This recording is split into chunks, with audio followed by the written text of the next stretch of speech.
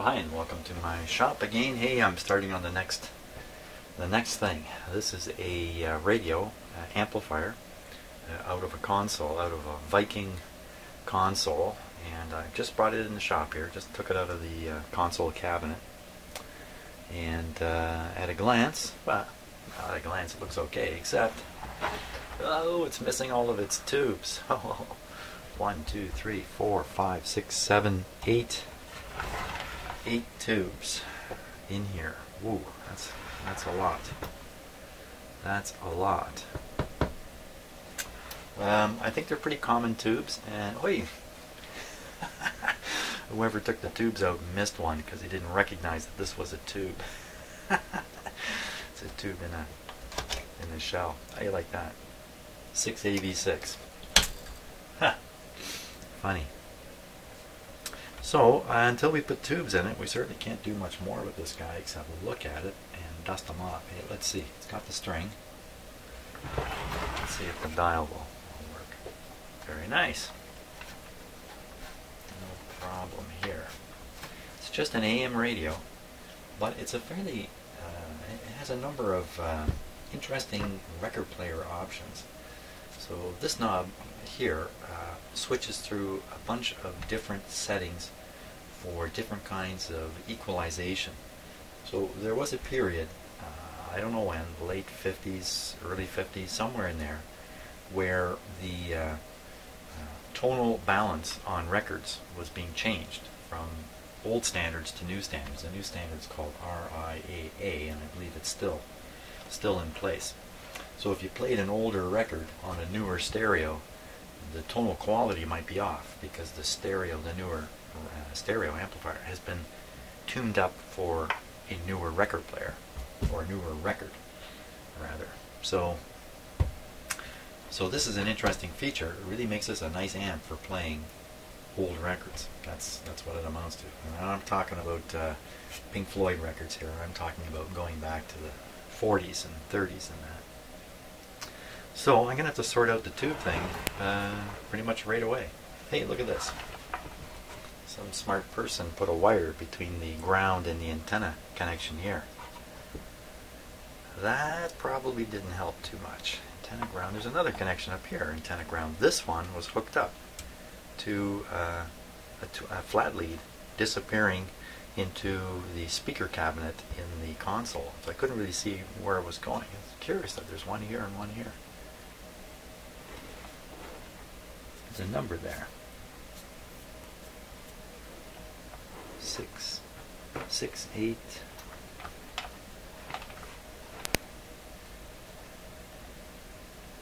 There's something written there. Big letters. Very strange looking. So anyway, here's the tag on it here. Let's see if it gives serial number, model number. Fantastic. RC311. So I'm going to check out finish walnut. It's in a walnut cabinet. So I'm going to check out and see if I can find a schematic for this RC311.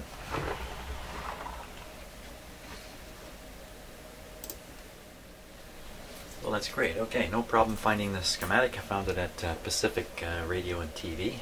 Fantastic source for schematics for exactly this kind of thing. Canadian-made consoles. I believe this one is a Canadian-made console sold by a store called Eaton's, which was a gigantic operation in Canada for decades and decades. So anyway, the great thing is I've got the schematic, I got the manual, it's even got an explanation for why there's two antenna inputs here. This one goes to a loop. This is a loop input, and this would be a long wire type antenna. Whether this connection should be here or not, maybe it should be here. This is the phono input, and this is a tape input. And of course, I guess you could plug your TV audio in there too if you had such a thing. So we're good to go here. All the tubes are pretty common. I've got them all. I just have to find them all. I think I've got every tube needed in here. 1, 2, 3, 4, 5, 6, 7, 8 tubes missing. So I'm going to find them and stick them in there. And we'll get busy on this. I'm pretty hopeful we'll have this thing running. Yeah, another mystery is these wires here, which I cut. These two wires disappear. Well, maybe I can find out from the schematic now. These two wires disappear into the speaker box, a very large speaker box. And this thing looks like it plays stereo. It looks like it. Oddly enough, there's only one speaker box. You know, most consoles, they put left channel on one side, right channel speakers on the other side with, you know, the record player in the middle or something like that. This one, everything's on one side and the speakers on the other. And if it's stereo, the speakers are not separated physically very far at all. So I'm kind of curious about that. And that's it for now. Okay, so I'm going to dig up the tubes. See what we end up with here. Okay, so who would vote for this to be plugged in? I'm almost there. Let's just check a couple things. I can see the power cord has been, the original cord is gone and somebody's added this. Let's see if this is polarized. This is a polarized plug. Shouldn't really matter, but I just try to make myself aware of these kinds of things. Hey, look, all the tubes are in. Hey, how'd that happen? Yeah, I actually had every one of the tubes that this thing required. They're all in. So now this one really looks like it had a tube shield on it. You can see a fitting down here, and the shield is gone. Look at that. This is a spring-loaded here. And that's the 12AT7, I believe. So this is the preamp tube, and maybe it's microphonic a little bit or something. I don't know why they would. It's a little unusual. But this is in a console too. It's not like this console. You know, you're not going to drag it down to the beach or something like that. But anyway, it is what it is. Yeah. So why wouldn't we plug this in and turn it on? Gee, I don't know. Let's do that. Why not? Oh, I know one reason. We're not going to hear anything yet. I have the speakers connected. I've got to make the speaker connection down in here.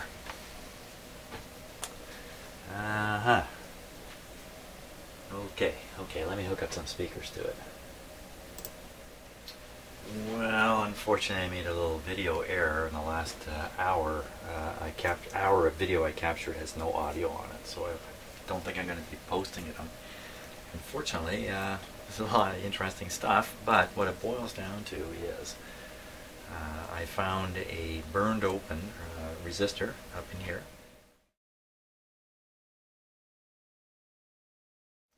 And I also found a severely overheated resistor down here.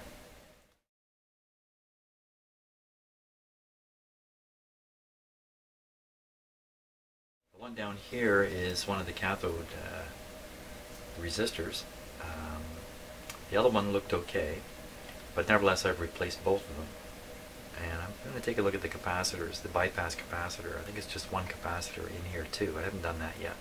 So here's the replacement resistors, and I've got a couple there in a closer look. I put a couple in series here to raise the wattage up to match what was there already. And here you can see this kind of odd square capacitor. It's not quite the right type of capacitor to use here, but it's not really a problem.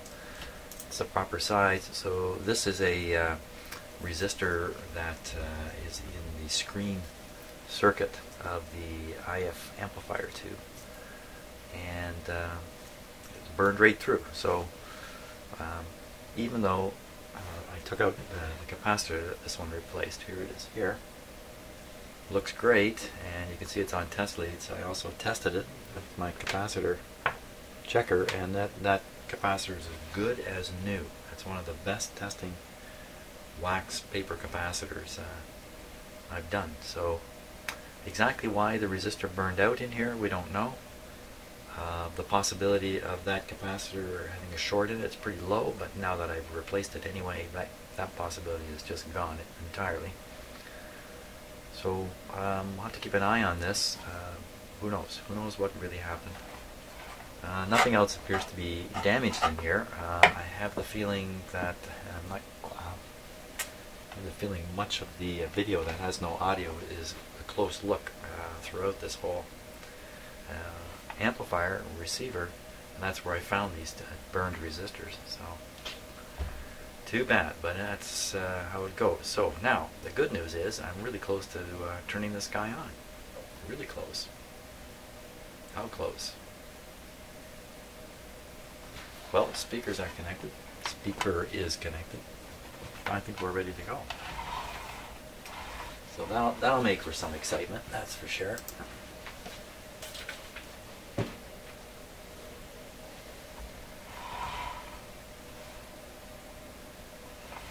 Just a quick inspection here.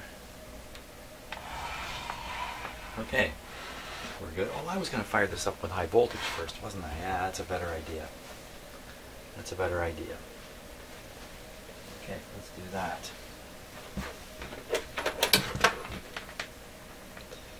Here's my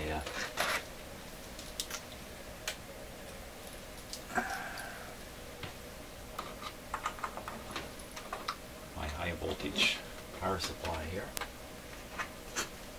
It's on standby now. I want to hook this onto the power supply filter capacitor. Here it is here. One of them. That's the rectifier tube. You can see the wires coming right over to it.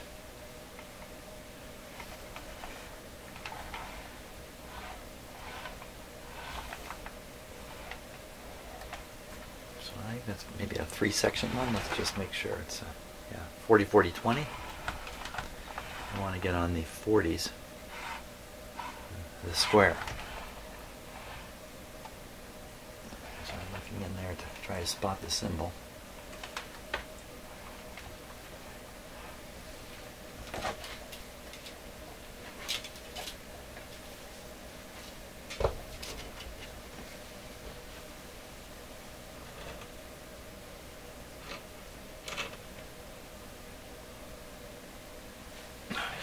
Symbols are hidden, I think. I don't think we can spot them there. Well, either one of these coming from the rectifier is going to do the trick. Especially if that resistor there, it all makes good sense.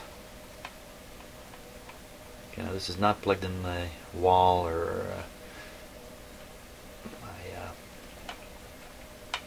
let's not do that. Let's do this. Yeah, the receiver's not plugged in any way.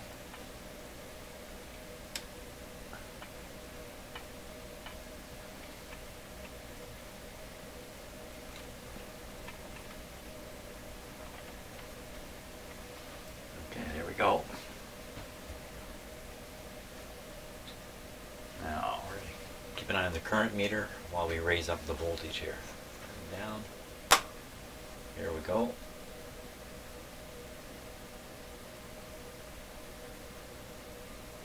Voltage is getting up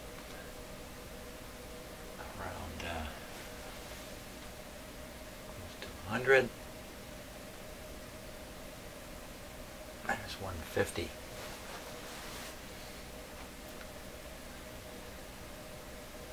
And it doesn't seem to be any problem. The current here is essentially 0. Just let that drop down.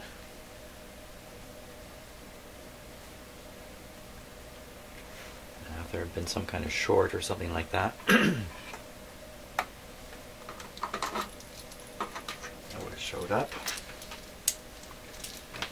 And I would have avoided trying to power this up with something seriously wrong in it. Okay.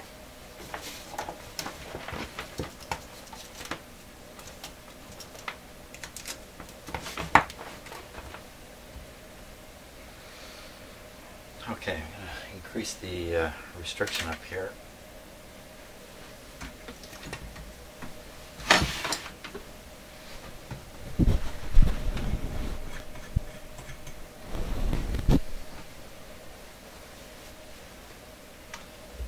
Ready. I'd say so.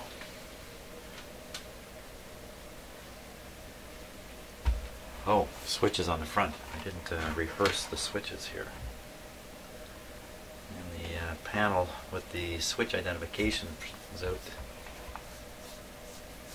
So there's the on-off switch. So here's the on-off switch.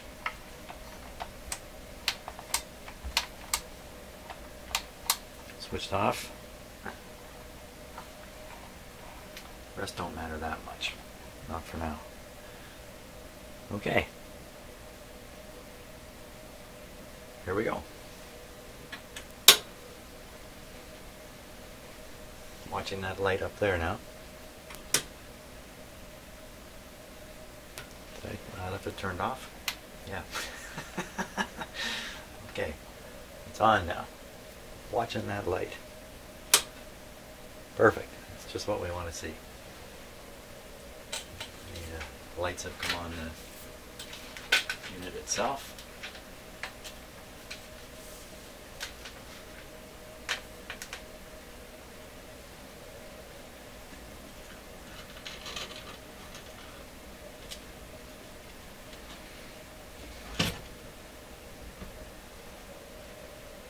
I don't hear a sound. I don't hear a hum or a hiss or anything.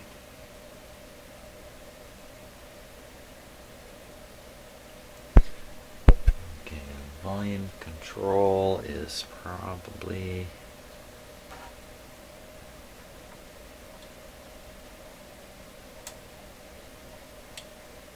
this one.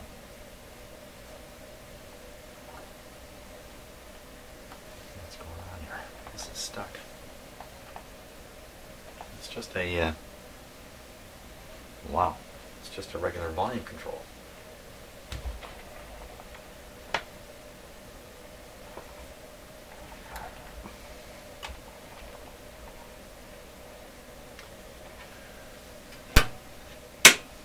Okay, now I may not have had enough voltage in the set to make the tubes conduct so the speaker would work. So what might have happened there? But I'm more curious now about this.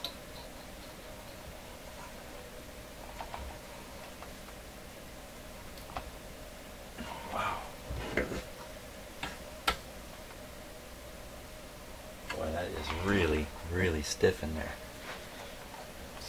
That turns nice. Turns nice. That's the band switch. This is probably the volume control right here. What am I thinking? What am I thinking?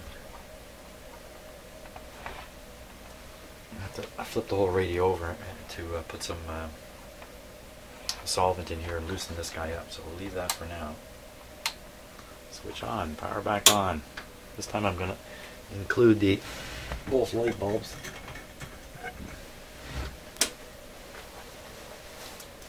Nice. All the lights come on nice too.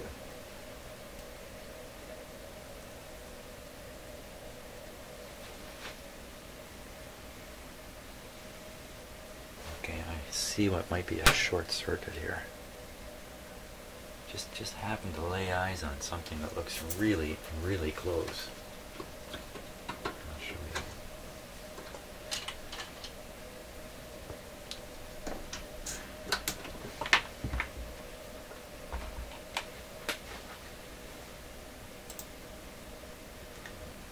I'm going to focus up pretty close for this.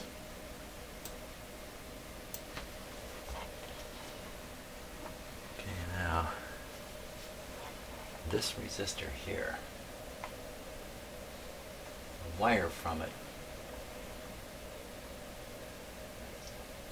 just missing that terminal. Or is it even missing it? Wow.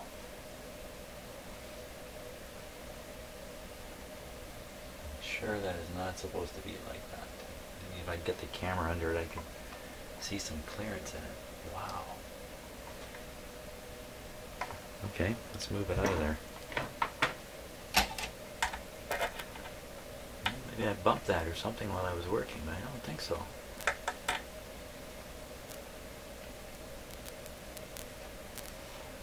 Anyway, if it was shorted before, oh, it looks like it has burn marks on it. Huh.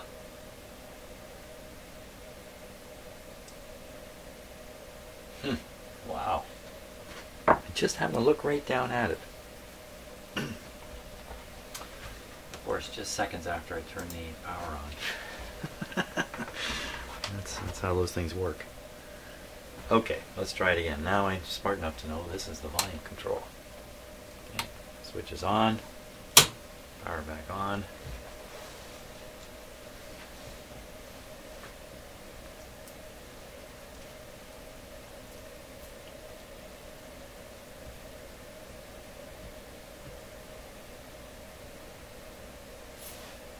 And hold volume.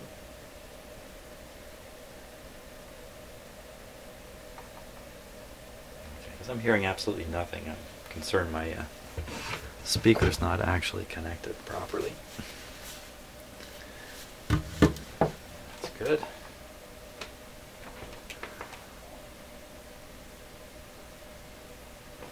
Those are good. Did I not connect to the output? I'm sure I did. See, one wire goes to the chassis, the other one comes right to one of the speaker terminals.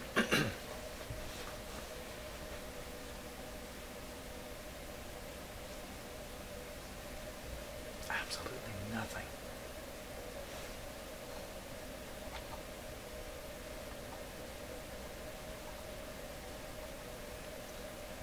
Let's see, the supply voltage is pretty good right now. 115, it's fine. Can it really be that quiet? No, at the risk of blowing my eardrum off. Oh, it's humming. There's a hum in there. It's just a nice, really low hum. Okay, so we don't have this on radio. That's probably the situation here. Let's work the band switch. I left all the knobs out in my garage here, so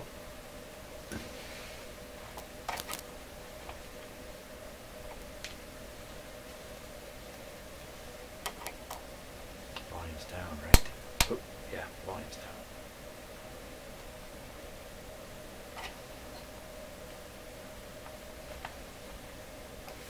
Now maybe one of the tubes I put in it is dead. I didn't test them. I just took them out of my tube collection. Not much there. There's a nothing.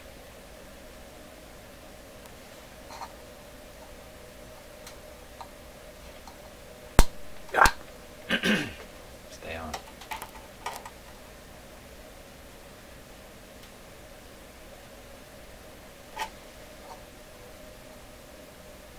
I think there's one more position for this switch. That's the end of the road. Okay, so nada. We got nada from it so far. But at least nothing's blowing up. There's no smoke coming out of it.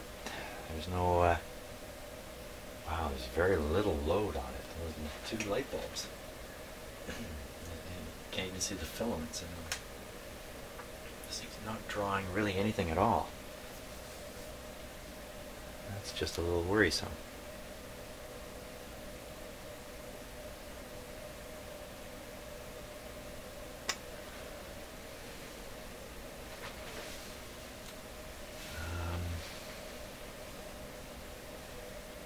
Okay, volume's down. Disconnect the speaker here. So I can lay this back this way. You gotta look at the tubes.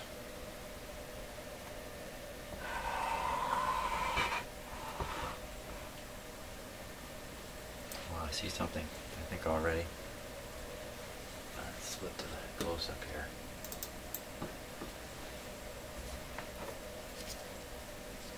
Okay, so we're looking for evidence that the heater is on these tubes. I saw this one, yeah. They show a funny color in this camera, kind of a purpley color. So that one's okay. That one's okay. That guy's got a glow on. He's okay. He's okay. He's okay. These are the 2 output tubes. Look good. Hey! Hey! What's going on there? That's a 5Y3. Not doing anything. No high voltage in the set. No current draw through the tubes, which is why the my light bulbs up above here aren't glowing at all. They should be glowing a little bit. So, bad rectifier tube. Okay, power off.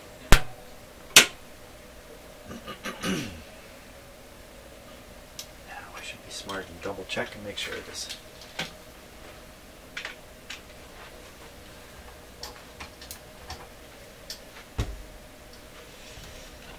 sure I put the correct tube in.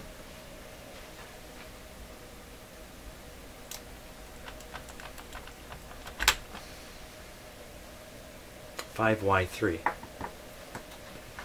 5Y3. Is it really a 5Y3? Did I do something dumb? 5Y3. Okay, so it's probably just a bad 5Y3. I'll just have to get another one.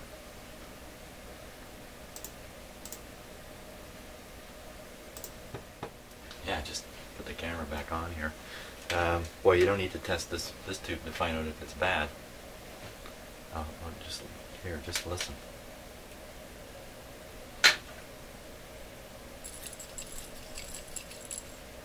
And if you look at it,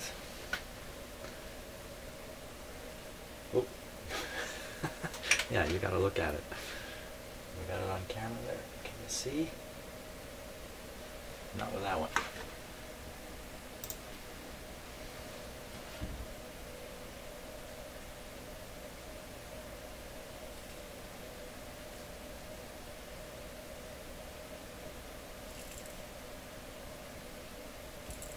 I don't think I'm getting it on camera very well, but there are actual pieces of metal rolling around in there.